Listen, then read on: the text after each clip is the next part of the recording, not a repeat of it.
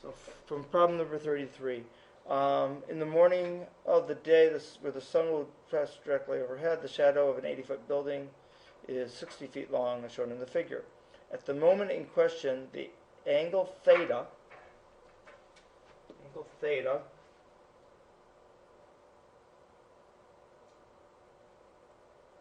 the sun makes with the ground is increasing at the rate of 0.27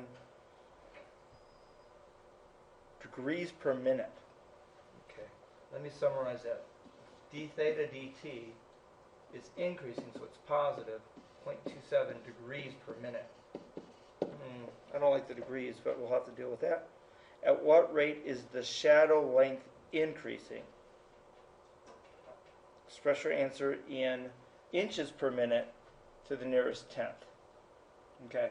By the way, if we're going to do this in inches per minute, let's change all of our measurements into inches. So 60 feet ends up being 720 inches, and 80 feet is 860 inches. And I suppose what we're going to end up doing, golly, I don't like that. I don't like that being in degrees. I have this urge to want to change that to radians.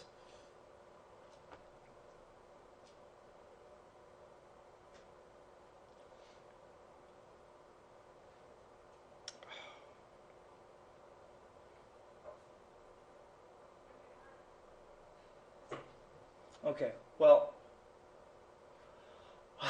let's get an equation. Let's see where this leads. All right.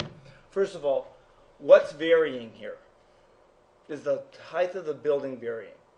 No. So it's a constant. We don't have to worry about this. But this distance right here will vary as the sun moves.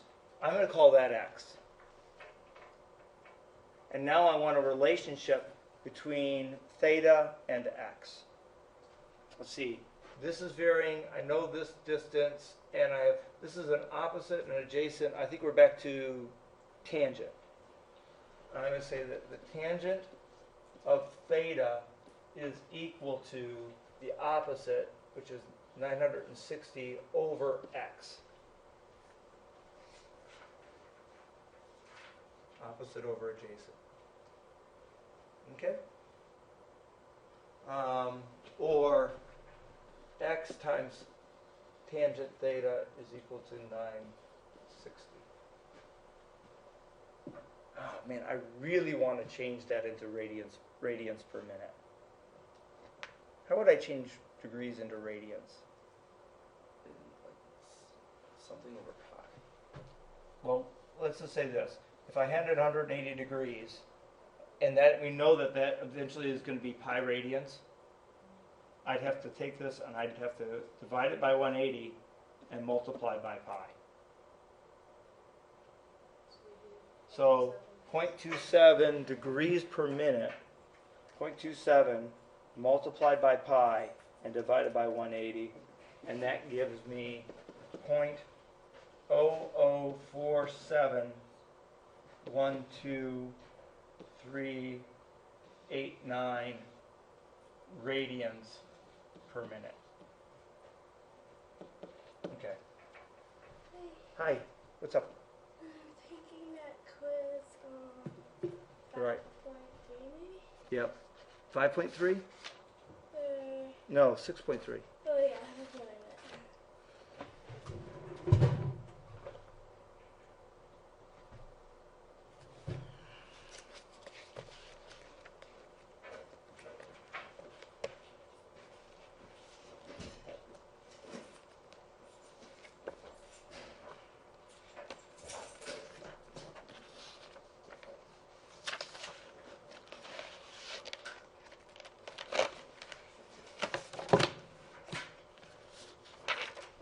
There you go. All right.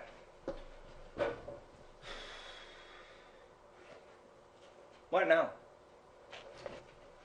Can't you the derivative? Seems to me that's what I'd want. So I'll take the derivative. The derivative of the right hand side is going to be 0. I did one side, you do the other. Oh. What's that? Okay. And I'm going to scribble that out. Okay, because you're making a classic mistake. I got two things I'm multiplying together, so I got to use the radical. All right? X first times the derivative of the second.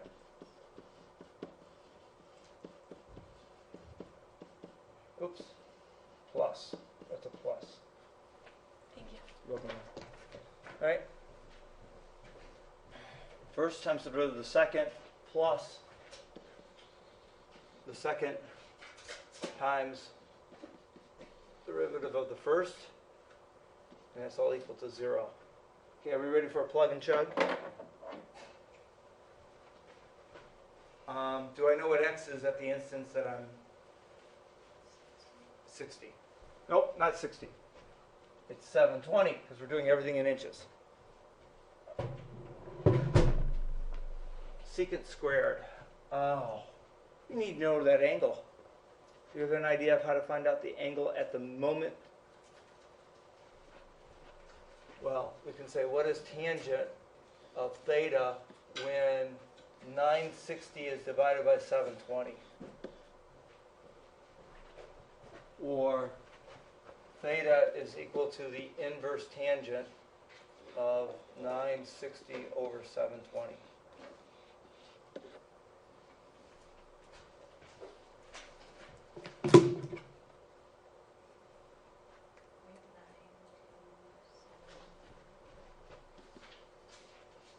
Point 923. Okay. Okay. So this is going to be, that's the angle theta. So what we're going to say is, what is secant squared of 0.9273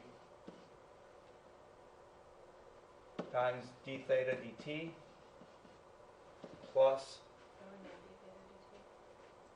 Yep, we do. I can't believe my eraser stops working on this board. D theta dt is 0.0471232 89 plus the tangent of theta, but we already know what the tangent of theta is. It's 96 over 720. And do we know what dx dt is? Nope, that's what we're trying to find. So there is our big long thing. Now the good news is, it's all numbers. Would you do me a favor, Mr. Pedro? He's doing a retest. Sure, right that back corner. Because I have to leave in a second. And up until the end of the time, and then just hand it to you. Not a problem. Thanks. Okay. So I'm going to find out using the calculator what that mass is. 720 times, what am I going to put in the calculator? I'm going to put in 1 over cosine of this and that quantity squared. So I'm going to put in the calculator 720 times 1 over cosine of 0.9273. I'm going to square that whole thing. All right?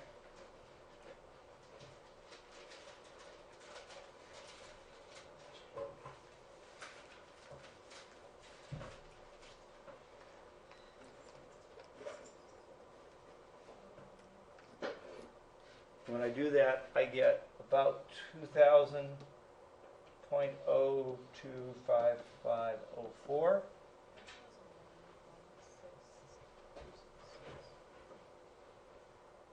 Okay, because I rounded off and you didn't, right? Because you said, so your number's better. No, your number. You did you square it? No. Okay. Oh, I put 6 in. That's 3. How do you know if they? Oh. All right. So now we're the same. Okay.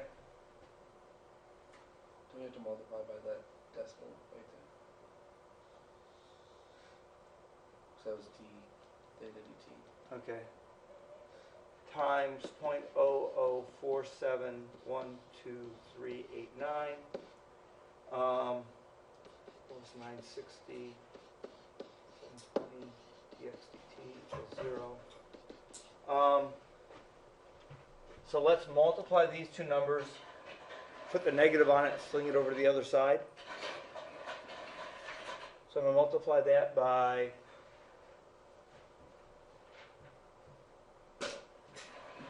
this thing.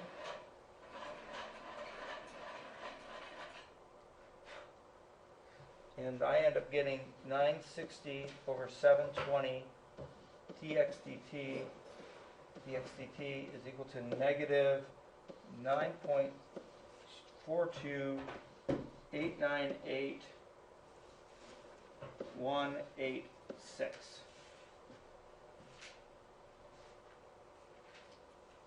So I multiplied it and I threw it over to the other side. And now how about what? Take that number, multiply it by 720 and divide it by 960.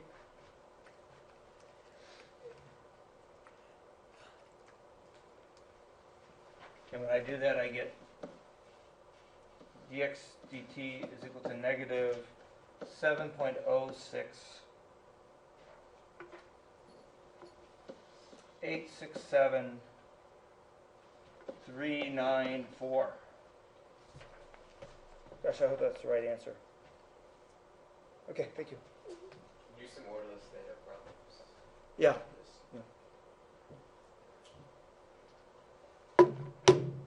Is that the right answer? I certainly hope so. 23. Their answer is, ready? 7.1 inches per minute.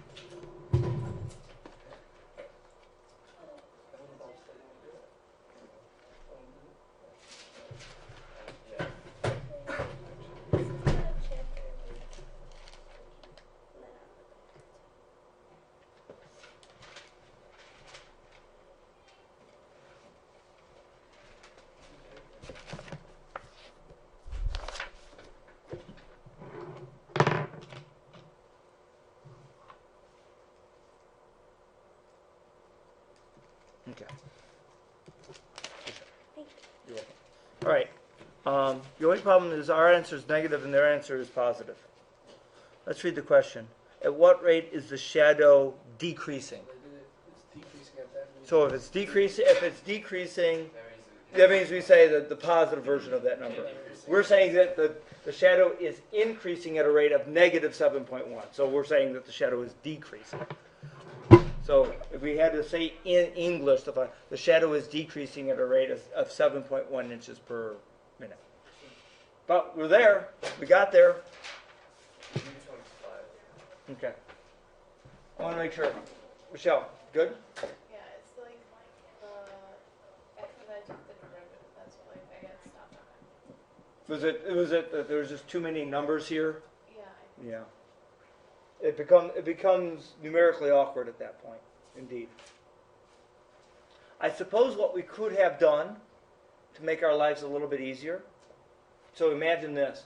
We get to this point, right? We get to this point. We know that we're going to be looking for dx dt.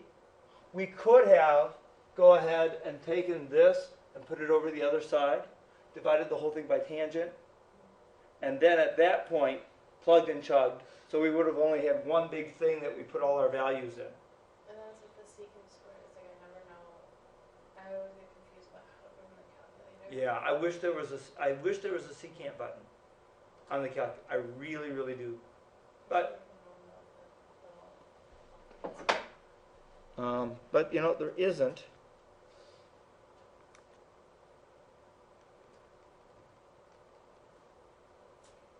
Where'd you get the .0047? Well, the value they gave us was how the angle was changing in degrees per minute. But when our derivatives are based on the fact that things are based in radians. Okay, so if we're going to do degrees per minute, what I did was then convert it to radians per minute, so that we could work with the trigonometric functions the way we normally do. All right. So that's, are we okay with that one? When the time comes, when time's up, they're just gonna hand you the test whether they're done or not. Okay, and that's gonna be at What, 7:30 7:35? 7:35. Okay, got it. And then I'll deal with the rest of it later. Fine. Very good.